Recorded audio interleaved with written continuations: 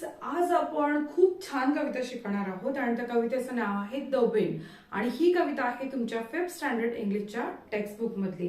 So let's start to sing this poem with me. सगळ्यात महत्त्वाचं म्हणजे कोणती कविता आपल्याला म्हणता आली तर त्याचा अर्थ समजून घेणं जास्त सोपं जाईल आणि यातनं तुम्हाला सगळ्या शब्दार्थांचा अर्थ सुद्धा मी लिहून देणार आहे. So don't worry. So let's start to sing this poem with me. चला मग तयारी आहे ना तुमची? माझ्यासोबत म्हणायला सुरुवात करा. हो, पण तुम्हाला माझं नाव माहितीये का? माझं नाव आहे सपना टीचर आणि मी पुणे जिल्ह्यात आहे. तुम्ही कोणत्या भागात माझा व्हिडिओ बघताय मला सांगाल का? किंवा तुम्हाला एखादी कन्सेप्ट कळत नाही इंग्लिशची तर मी तुमची मदत करायला आहे ना. मला फक्त कमेंट करून सांगा.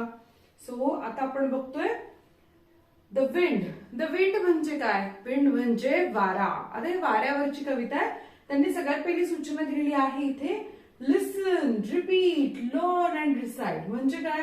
लिसन म्हणजे ऐका, रिपीट म्हणजे पुन्हा म्हणा, लर्न म्हणजे शिका आणि रिसाइट म्हणजे पाठ करायची. सो एवढ्या सगळ्या गोष्टी आपल्याला करायच्या. I saw you toss the kites on high and blow the birds about the sky, and all around I heard you pass like ladies' skirts across the grass. Oh wind, a blowing all day long, oh wind, that sings so loud a song. I saw the different things you did, but always you yourself you hid. I felt you push, I heard you call, I could not see yourself at all. Oh wind, a blowing all day long, oh wind, that sings so loud a song. Oh you that are so strong and cold, oh blower, are you young or old? Are you a beast of field and tree, or just a stronger child than me?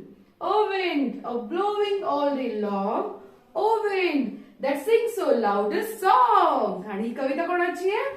Robert Lewis स्टीव्हन्सन यांची कविता आहे. खूप खूप खूप असं सुंदर चित्र इथे आपल्याला दाखवलेलं आहे. तुमच्यासारखाच एक मुलगा आहे इथे. सो आता ह्या कवितेचा शब्दशः अर्थ आपण सुरुवात करायची समजायला. त्याच्या तुम्हाला शब्दार्थ लिहून घ्यायचे असतील वह्यांमध्ये तर पटापट शब्दार्थ लिहून घ्या. सो आता तुमच्या समोर इथे हे शब्दार्थ दिलेले आहे. एक तर तुम्ही तुमच्या पुस्तकांवर लिहा, नसेल चालणार तर वह्यांमध्ये शब्दार्थ लिहा, तोंडपाठ करा, म्हणजे तुमच्याकडे किती शब्दांचा साठा तयार होणार आहे बघा. सो आता आपण या कवितेचे शब्दार्थ आणि त्याचा अर्थ बघतोय. I saw you toss the kites on high म्हणजे काय की मी तुला आकाशामध्ये पतंग उडवताना पाहिले. तुम्हाला आवडतं का पतंग खेळायला? आता संक्रांत जवळ आली, तुमच्यापैकी बरेच जण पतंग खेळत असतील ना, उडवत असतील. सो तो जो मुलगा या वाऱ्याला उद्देशून बोलतोय तो काय म्हणतोय की मी तुला बऱ्याचदा पाहिलंय की तू आकाशामध्ये उंच उंच उंच पतंग उडवतोय and blow the birds about the sky. आणि तू काय करतोय? फुंकर मारतोय, करतो ना आपण, फुंकर मारतो जेणेकरून पक्षी छान आकाशात उडू शकतील. And all around I heard you pass. आणि मी तुला सदैव ऐकतोय. हर्ड म्हणजे काय? ऐकणे. मी तुला ऐकतोय अवतीभोवती. सतत तू वाहताना एक आवाज गुंग किंवा वाऱ्याचा असा आवाज येतो बघा, तो मी ऐकतोय तुझा आवाज. Like ladies skirts across the grass. तुम्ही कधी पाहिलंय का असे घागरे घातलेल्या मुली असतात तर गवतावरनं असं जात असतो तो स्कर्ट. तो म्हणतोय की इथे मी तुला पाहिलंय. त्या मुलाला म्हणायचंय की मी तुला पाहिलंय, पतंग उडवताना पाहिलंय, मी पक्ष्यांना उडवताना पाहिलंय, मी तुझा आवाज ऐकलाय आणि मुलींचे स्कर्ट्स कसे छान गवतावर उडत असतात ते मी पाहिलंय. ओ विंड, अरे वाऱ्या, a blowing all day long आणि नुसता तू दिवसभर वाहतच असतो. O wind that sing so loud a song आणि तू किती मोठ्यानं गाणं गातोस, तुझा आवाज किती मोठा येत असतो. I saw the different things you did आणि मी तुला किती वेगवेगळ्या गोष्टी करताना पाहिलंय. But always you yourself you हिड म्हणजे ऑलवेज म्हणजे काय? नेहमी. हिड म्हणजे काय? लपणे. हाईडचं भूतकाळ हिड आहे.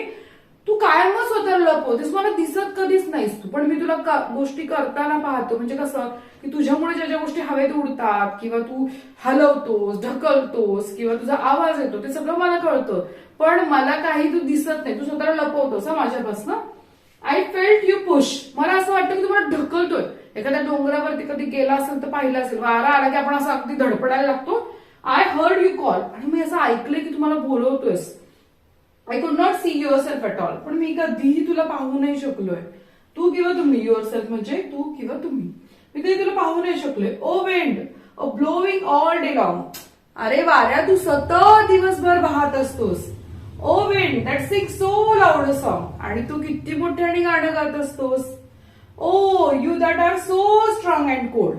तू इतका ताकदवान आहेस कारण तू झाडाला हलवतोस, पत्रे घराचे उडवतोस, हवं ते करतोस. तू प्रचंड ताकदवान आहे. स्ट्रॉंग म्हणजे काय, ताकदवान. आणि कोल्ड म्हणजे थंड. आता थंडीचे दिवस आहे, वारा आला की आपल्याला असं वाटतं कधी शॉल घेतोय किंवा स्वेटर घालतोय. तू खूप थंड सुद्धा आहेस. ओ ब्लोअर. आणि ब्लोअर म्हणजे काय, तुम्ही पाहिलं असेल ना, कपडे वाळवण्यासाठी वापरतात किंवा मग वॉशिंग मशीन मध्ये ब्लोअर असतो किंवा जे व्हॅक्युम क्लिनर वापरतात त्याचा तो ब्लोअर तुम्ही पाहिला असेल. तर हा ब्लोअर म्हणजे वारा फुंकण्याचं काम करतो ना.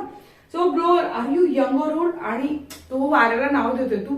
तू ब्लोअर आहेस ना, तर तू तरुण आहेस की तू म्हातारा आहेस. तर त्याला प्रश्न विचारतोय मुलगा, are you a beast of field and tree.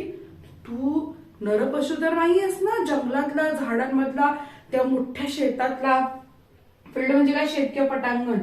And tree are just a strong child than me. का तू माझ्यापेक्षा एखादं अतिशय ताकदवान मुलगा तर नाहीयेस ना. O wind blowing all day long. नुसता दिवसभर वाहत असतोस. O wind that sing so loud a song. आणि वाऱ्या, तू नुसताच गाणं गात असतो.